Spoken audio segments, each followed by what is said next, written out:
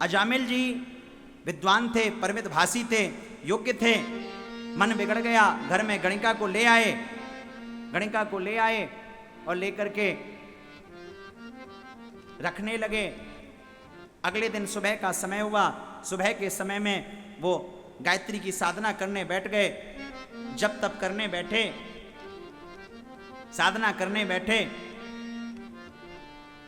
गणिका ने देखा अजामिल जी भजन कर रहे हैं। गणिका ने कहा, महाराज ये क्या कर रहे हो? अजामिल ने कहा, ये नित्य नियम है मेरी संध्योपासना का, मैं संध्या बंदन कर रहा हूं, संध्योपासना कर रहा हूं, संध्योपासना कर रहा हूं।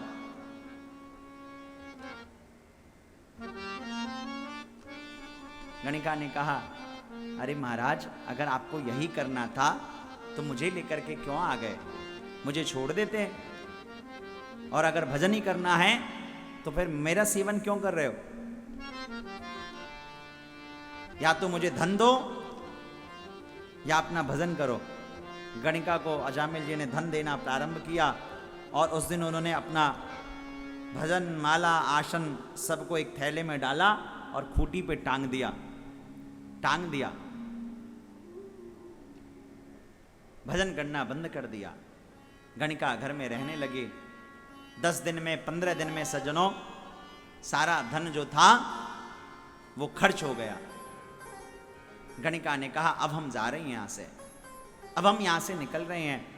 अब क्योंकि अजामिल जी की आसक्ति हो गई थी, रुचि बढ़ गई थी, आसक्ति बढ़ गई थी, तो रुचि होने के कारण आज अजामिल ने कहा, देवी आप जाओगी ये सही नहीं है, आप जाओगे अच्छा नहीं लगेगा। तो बोले, अगर आप हमें रखना चाहते हैं तो आप हमें रखने के लिए कृपया धन को प्रदान करिए। अजामिल जी के पास जितना धन था वो सारा धन दे दिया। सारा धन देने के बाद धन खत्म हो गया। अब अजामिल धन कहाँ से लाए? गणिका ने कहा, मैं फिर से चली जाऊंगी। अब अजामिल जी यजमानों के पास जाएं, धन मांगे, यजमान कितना धन देंगे? उस धन से पूर्ति नहीं हुई। तो जब धन से पूर्ति नहीं हुई तो अजामिल जी महाराज जो हैं वो आज गणिका को संतुष्ट रखने के लिए चोरी डकैती करने लगे, चोरी करने लगे। जो प्रसिद्धि अजामिल जी की एक ब्राह्मण के रूप में थी, विख्यात थे, आज वही अजामिल जी कुख्यात हो गए। ऐसे कुख्यात हुए कि क्या कहें। समाज के लोग उनसे डरने लगे, बच्चे तक डरने लगे। रात के समय में कोई घर से बाहर नहीं निकलता और रात्रि में श्री अजामिल जी काली पट्टी बांधे, काला घोड़ा लिए, अपनी पूरी टीम बना करके जहां जाते डकैती करते, डकैती कर करके धन लाते और गणिका को देते। गणिका उससे खुश रहती। विवाह किया, 9 संतान हो गए। लेकिन कहते हैं ना, जब ठाकुर जी को कृपा करनी होती है तो कोई ना कोई मार्ग खोज ही लेते हैं। न जाने कौन से गुण पर दयानिधि रीझ जाते हैं। लेकिन दयानिधि कब रीझते हैं? बोले, जब जीवन में संतों की कृपा हो, जब जीवन में महापुरुषों की कृपा हो। एक दिन की बात, अयोध्या से कुछ संत जो है वो वृंदावन की तरफ जा रहे थे। रास्ते में, आज भी जब आप अयोध्या से वृंदावन जाएंगे तो लखनऊ एक्सप्रेसवे पे चढ़ेंगे तो उधर थोड़ा साइड में कन्नौज पड़ता है। पहले संत लोग पैदल चलते थे, जाते थे, गांवों में रुकते थे। अयोध्या से निकले, वृंदावन पहुंचना था, रात्रि का समय हो गया। अजामिल के गांव में पहुंचे। एक व्यक्ति से कहा, बोले भैया इस गांव में कोई बढ़िया सत्संगी भजनानंदी आदमी कोई है क्या? वो व्यक्ति संतों से चिढ़ता था। उसने चिढ़ते हुए कहा, महाराज आपको भक्त के यहाँ जाना है? बोले, मैं कैसे भक्त के यहाँ आपको भेजूंगा जो आपकी खूब सेवा करेगा। बोले, कौन है भक्त? बोले, हमारे सेठ का, हमारे नगर का सबसे बड़ा भक्त है, वह है अजामिल, वह है अजामिल। संत बेचारे सीधे साधे भोले भाले वो पहुंच गए वहां। सीधे साधे संत जन जो है वहां पहुंच गए और पहुंच करके दरवाजे पे साकर खटखटाया। अजामिल उस समय डकैती डालने के लिए चल पड़ा था, चला गया था। जैसे ही गेट खटखटाया, अरे भक्त अजामिल बाहर निकलो, संत अजामिल बाहर निकलो। अंदर अजामिल था नहीं, गणिका थी। गणिका ने द्वार खोला, द्वार खोलते ही संतों का दर्शन किया। दर्शन करते ही अब गणिका जो थी उसके मन में भाव आ गया, क्योंकि गणिका को उसकी माँ ने कहा था जीवन में चाहे कुछ भी हो जाए, कभी भी साधु संतों का अपमान बिल्कुल मत करना, साधु संतों को कभी झूठ मत बोलना, साधु संतों के साथ कभी मस्करी मत करना। गणिका ने कहा महाराज मेरा परम सौभाग्य, आप मेरे दरवाजे पे पहुंचे, आप मेरे घर आए, लेकिन महाराज आपको किसी ने गलत पता दे दिया है, ये भक्त अजामिल का घर नहीं है, ये डाकू अजामिल का घर है और यहाँ कोई भक्त नहीं रहते। संतों ने कहा हम वृंदावन जा रहे हैं, हमने सोचा यहाँ कुछ प्रसाद पाते हुए जाएं। गणिका ने कहा महाराज मैं आपको रसोई बना के दे नहीं सकती, क्योंकि रसोई जो है मैं बना के दूंगी तो वो अपवित्र माना जाएगा, लेकिन मैं आपको जो है कच्चा राशन दे सकती हूँ। उस कच्चे राशन को आप पकाइए, बनाइए, ठाकुर जी को भोग लगाइए और पाइए, भोग लगाइए और पाइए। संतों ने कहा ठीक है। संत पाने लगे, इकट्ठा किया, बनाया। रात्रि के समय संत पाने लगे, सारे संतों ने पा लिया। उन संतों में एक जो मुख्य संत थे, महंत जी थे, उन महंत जी को खाने से पहले मन में भाव आया कि अगर मैंने ये खा लिया अन्न तो डाकू अजामिल का कल्याण कैसे होगा। देखो साधु संत महापुरुष अगर आपसे कुछ लेते हैं तो आपको 100 गुना ज्यादा वापस करते हैं। संत कैसे होते हैं, बोले गऊ की तरह घास लेंगे और बदले में दुग्ध देंगे। सेवा क्या है, दान क्या है, बोले दान सेवा जो है सबसे बड़ा। आप लोग व्यापारी हो, व्यापार का आपको बहुत ज्ञान है, तो सज्जनों आप लोग हर जगह इन्वेस्टमेंट करते हो, अच्छी बात है प्रॉफिट के लिए, पर मैं आपको गारंटी से कह रहा हूं जितना इन्वेस्ट आप धर्म में करोगे, सेवा में करोगे, कथा में करोगे, माता पिता की सेवा में करोगे, उसका जो प्रॉफिट आएगा उतना प्रॉफिट आपको शेयर में नहीं, स्टॉक में नहीं, रियल एस्टेट में नहीं, म्यूचुअल में नहीं, कहीं नहीं मिलने वाला। पर वो जो रिटर्न आएगा वो आप समय के साथ जब आप फील करोगे तो आप समझ नहीं पाओगे, इतना प्राप्त होगा, आपकी कल्पना से परे कल्पनातीत होगा। इसलिए धर्म की चीजों में, अध्यात्म की चीजों में, सेवा में इन्वेस्ट इन अ सेंस पैसा नहीं, समय, विनम्रता। हाँ थोड़ा बहुत धन भी, धन से दान होता है, धन भी खर्च कर सकते हो आप।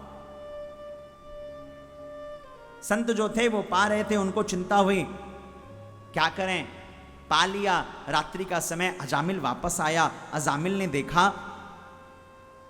देखा यहाँ ये साधु संत हैं। अजामिल ने जोर से चिल्लाते हुए कहा कौन हो, यहाँ क्या कर रहे हो और किसने तुम्हें यहाँ रोका।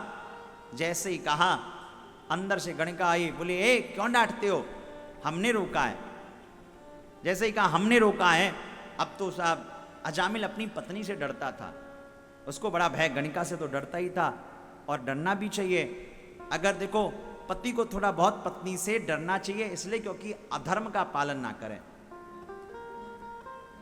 पत्नी का मतलब क्या है, बोले जो पति को पतित होने से बचा ले, जो आपको धर्म के मार्ग पे चलने के लिए प्रेरित करते रहे, जो आपको गलत कुमार्ग पे जाने से बचा ले, वही तो पत्नी है। गणिका ने कहा मैंने रखा है। जैसे ही कहा मैंने रखा है तो सज्जनों अजामिल ने कहा आपने रखा है तो आप 2-4-5 दिन और रख लो, मुझे कोई दिक्कत नहीं है। सुबह का समय हुआ, संत ब्राह्मणों ने स्नान किया, अजामिल को बुलाया, ए अजामिल इधर आओ। अजामिल ने कहा महाराज बताइए क्या किया है। बोले ऐसा है, दक्षिणा नहीं दोगे। अजामिल ने देखा पत्नी थी नहीं, तो बोलता है दक्षिणा हमसे, ये तो खैर मनाओ कि तुम्हारा हमने लोटा सोटा कमंडल छुड़ाया नहीं है, अन्यथा हम तो लेते हैं, देते नहीं हैं। संतों ने कहा नहीं नहीं हम पैसा नहीं मांग रहे हैं, हम कुछ और मांग रहे हैं। बोले मांगिए क्या चाहिए। बोले हम जो मांग रहे हैं वह मांग रहे हैं, कितने पुत्र हुए तुम्हारे। बोले 9। बोले काम करिएगा 10वां जो है, 10वां पुत्र जो हो जाए उसका नाम रख दीजिएगा नारायण, उसका नाम रखिएगा नारायण। और अगर ऐसा कर दिया तो यही हमारी दक्षिणा होगी।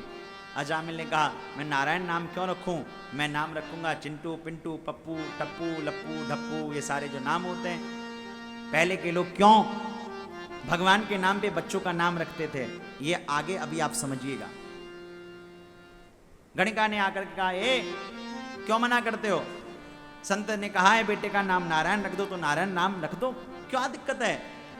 और संतों के आदेश पर 10वें पुत्र का नाम रख दिया नारायण। छोटा बेटा नारायण, उससे अजामिल को बड़ा लगाव। हर बात पे बोले, बेटा नारायण इधर आओ, बेटा नारायण इधर आओ, बेटा नारायण इधर आओ, हर बात पे बोलता रहे। एक दिन की बात, मृत्यु का समय आया। मृत्यु का समय आया सज्जनों। मृत्यु के समय में जैसे ही मृत्यु का समय पहुंचा, यमदूत आए लेने के लिए और रस्सी से बांध करके अजामिल को खींचने लगे। अजामिल चिल्लाया, घबराने लगा, चिल्लाने लगा, कोई बचाओ, कोई बचाओ, कोई बचाओ, कोई बचाओ। लेकिन कहीं कोई दृष्टि नहीं पड़ी। फिर थोड़ी दूर पे देखा तो उनका पुत्र नारायण जो था वो क्रीड़ा कर रहा था। दूरे क्रीडन का पुत्रं नारायणाभयं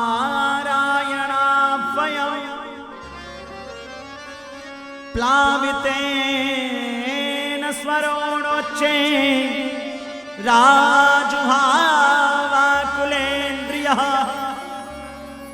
थोड़ी दूर पे उनका पुत्र नारायण क्रीड़ा कर रहा था। अजामिल वहीं से चिल्लाने लगा, बेटा नारायण, बेटा नारायण, बेटा नारायण, बेटा नारायण, मेरी रक्षा करो, मेरी रक्षा करो। कई बार बोला, नारायण नारायण नारायण रक्षा करो। सज्जनों, बेटे नारायण ने तो आवाज नहीं सुना, लेकिन श्री श्रीनाथ जी, श्री गिरधर नाथ जी ने, श्री गोवर्धन नाथ जी ने आवाज सुन लिया और भगवान ने अपनी नारायणी सेना को भेज दिया। बोले, जाओ, मेरा भक्त परेशान है, रक्षा करो। अचानक यमदूतों के समक्ष भगवान के 2 पार्षद प्रकट हो गए। सर्वे पद्मपलासाक्षा पीतकों से अवाससा किरीटिनम कुंडलिनो लसत पुष्करमालिनः। भगवान के 2 पार्षद वहां खड़े हो गए। ऐसा अद्भुत स्वरूप उन्होंने, भगवान के पार्षदों ने जो हैं यमदूतों से कहा, ए क्यों ले जा रहे हो? यमदूतों ने कहा, आप कौन? बोले, हम नारायण के पार्षद हैं। यमदूतों ने कहा, हम यमराज के पार्षद हैं। बोले, यमराज छोटा है। यमराज ने कहा, यमराज के पार्षदों ने कहा, नहीं नहीं, हमारे यमराज सबसे बड़े हैं। नारायण के पार्षदों ने कहा, एक थप्पड़ लगाऊंगा अभी तुम्हारा दिमाग ठिकाने आ जाएगा, हम नारायण के पार्षद हैं। और क्यों ले जा रहे हो इसको? बोले, महाराज इसने जीवन भर पाप किया है, ये जीवन भर पापी है, इसने वैश्यावृत्ति किया है, मदिरा पान किया है, लोगों को लूटा है, ठगा है, डकैती किया है।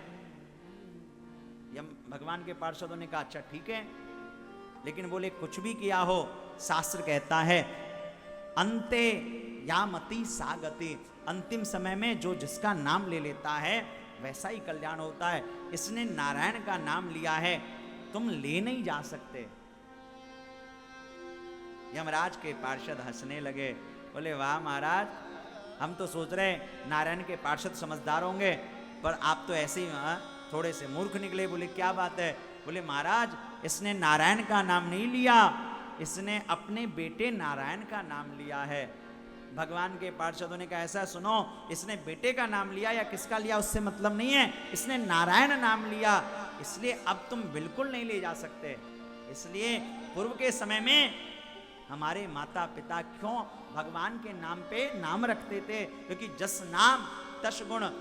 तुलसी बाबा तो रामायण में कहते ना, भावे भावे अनख आलस हो, भावे कुभावे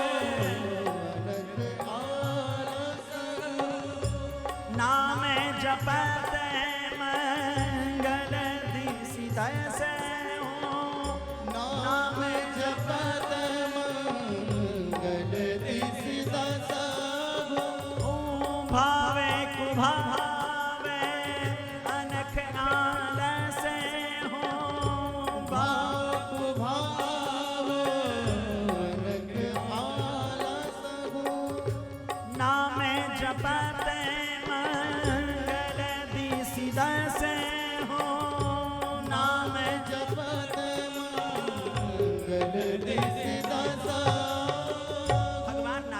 पार्षद समझा रहे हैं यमदूतों से, ऐसा है इन्होंने नाम जप किया है, नारायण का नाम लिया है। इसलिए सज्जनों, तुलसी बाबा कहते हैं ना, कैसे भी भाव से कुभाव से कैसे भी नारायण का नाम लो, कल्याण होगा। अजामिल का कल्याण हुआ।